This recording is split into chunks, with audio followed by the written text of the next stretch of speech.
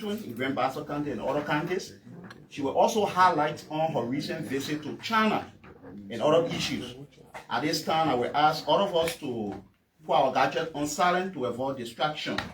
Senator, again, I'd like to say good morning, and quickly I'd like to turn the floor over to you. Thank you. Okay.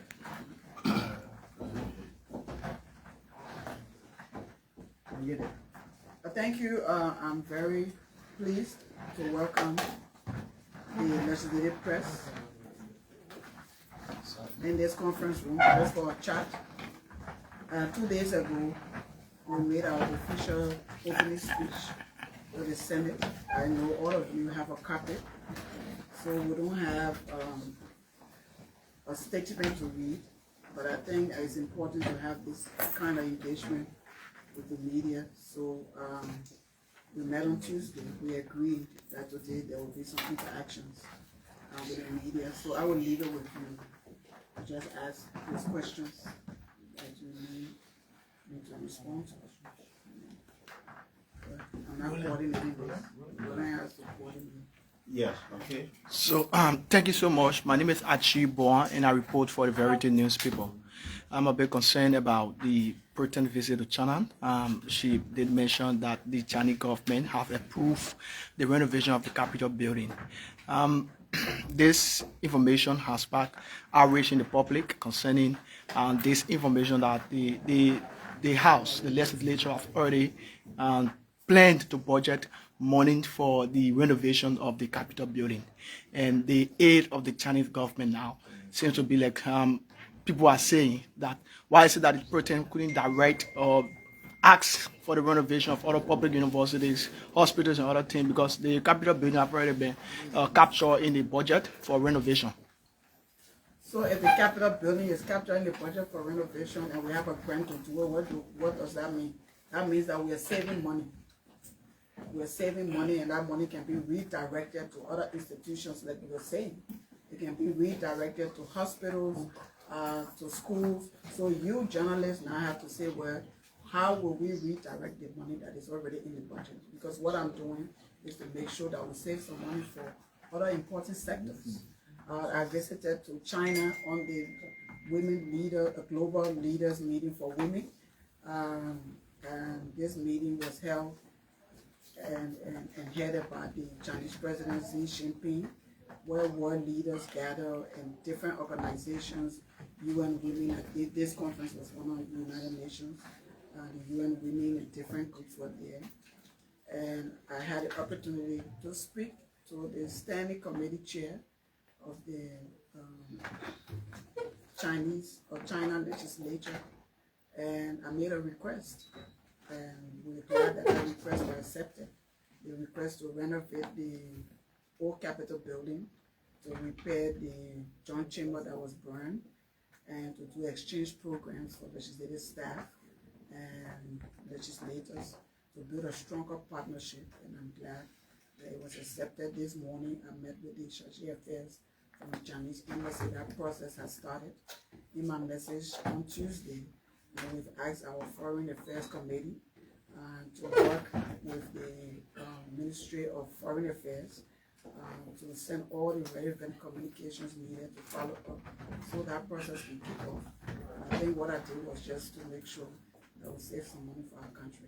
And I don't know if we have not passed the budget, but it was there as a budget item, but having that kind of amount as a budget item and having the funding available is another thing. So the fact that we have already secured that is a boost for us and a help for the country.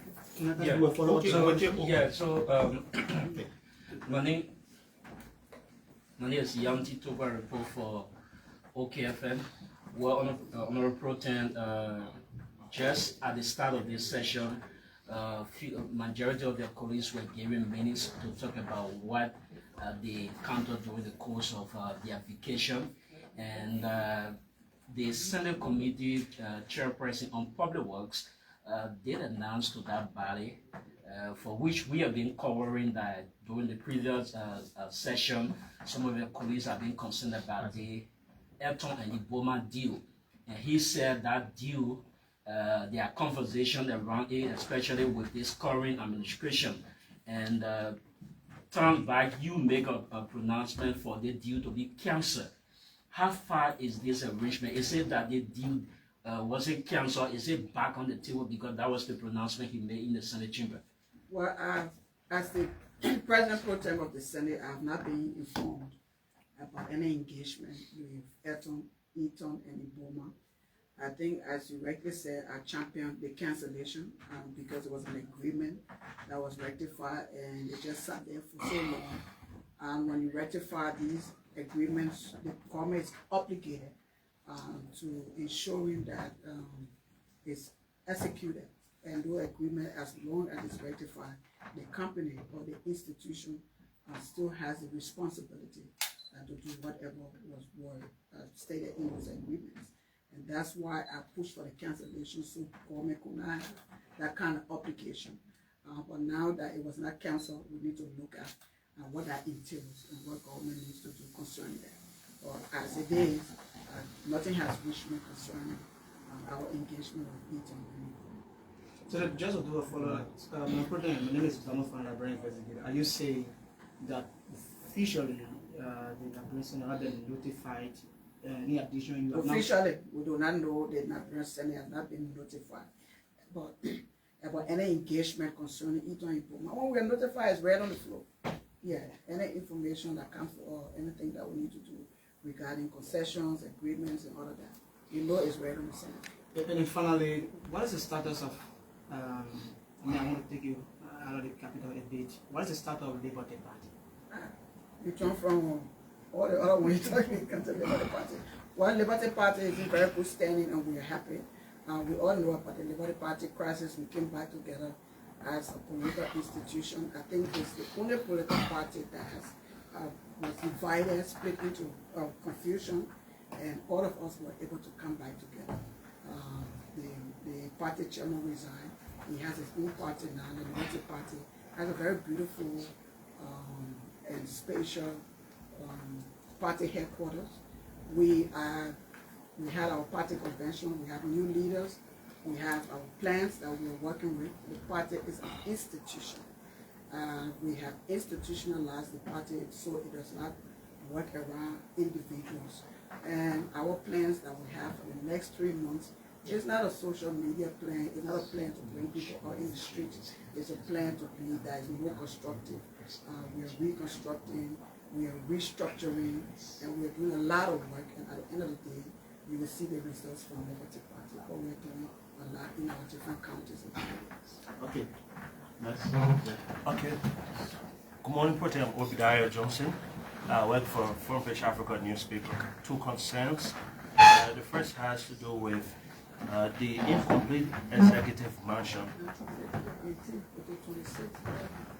The incomplete executive mansion, it appears they got milking cow, where millions of taxpayers' money have been allocated towards its renovation, or yet still Liberians are yet to see its full completion. Yesterday, the Minister of State for Presidential Affairs designate was here. He spoke about plans to renovate that. What do you make of mounting costs for an audit to be conducted before any money is allocated towards the mansion rehabilitation project? I'm disappointed that we're still talking about the renovation of the executive mansion because I became a senator in 2013. And when I became a senator, before I became a senator, for whatever time we can verify that. I think in the budget there was anything around 10 to 11 million annually for the renovation of the executive mansion. And there were times that we asked for audit. There were times that we asked for physical visit to the executive mansion, and we're not given the rights to do that. I went into the mansion when President Walker became president, and I was disappointed that all that kind of funding had gone into the renovation of the mansion. And there's nothing done there. I don't think there are even 2 floors completed, so it's very disappointing. I think there should be an audit into the funds that are given for the renovation of the executive mansion, whatever company was used, the entity that was in charge. And so something can be established for that kind of loss, because I think it was a loss to put so much into the executive mansion, and we're still talking about renovation. Finally, from my end, what's your political future? There are plans that you are contemplating on contesting for the presidency come 2029. How true is this? Well, my political future right now is to ensure that the government does well. And besides me being the Pro-Tempt, I was the campaign manager for the president, and I was the rescue mother. We opted for change, and we have to do everything to make sure that we impact the lives of our people, that there are changes that will be recognized, and we see that today. We see what's happening with roads, we see what's happening with electricity, we see improvements even in the health sector, educational sector. We're doing a lot. We intend to do more because we know that it's been just 2 or 3 years, but we're on the right track. And my aim and goal right now is to make sure that this government succeeds. If the government succeeds, Liberians will decide the next course of action for 2029 and the future of any political party ends. Yeah, Madam Pro-Tempt, good morning. I'm Courage from Truth FM. I'm concerned about a recent witness a huge celebration, especially for Grand Bassa County, when they saw the arrival of electrical pole in the county. When do we expect to see actual work starting now to be led by the people of Bassa in terms of electricity? Well, the European Union committed over $40-something million to electrifying Buchanan City, Barclayville, and I think 2 other cities. That program was launched a few months ago, and they started the progress. It's progressive. We've been following up on that. Poles are going in, transformers are going in, poles are being planted, and we've been very aggressive with our oversight on that. And I occasionally or more often engage them about progress, so I'm tracking what they're doing, and hopefully they will meet their deadline of 2026. They have made a commitment that before the end of 2026, those areas that are going to be that funding from the European Union will be electrified, and I think they're doing well so far. With this one. Yeah, I'm Nelson Collector School. Pro-Tempt, I have two concerns. The first one is you mentioned the engagements you had with the Chinese government with regards to the renovation of the joint chambers. I'd like to know where are we with those conversations. I know you just went to China, you just returned. There was engagement quite recently with the embassy, I understand. But what are you getting from them? How soon are we expected to see work? So the engagement with the for the construction or for the my request was not with the to the Chinese ambassador. It was to the chair of the standing committee of the Chinese legislature. He's the third the Deputy Minister of Foreign Affairs of China, to ensure that our request was added to the projects that are done here, especially the overpass bridge that was mentioned, and there was in the presence of the ambassador, Liberian ambassador to China, and he didn't just. We're yet to see, significant progress with respect to the progress of the asset recovery team. And then we have had issues like recently your colleague, Senator Boto Kane of Bakulu County has been raising concerns about the superintendent being indicted for corruption, but is yet to be suspended. Similar thing at Lofa County Community College. What's your take when it comes to the fight against corruption? I think we all have done well. The government, the legislature, we are doing well when it comes to the fight of the Senate. I can speak for the fight of corruption. Because to fight corruption, you have to first make sure that you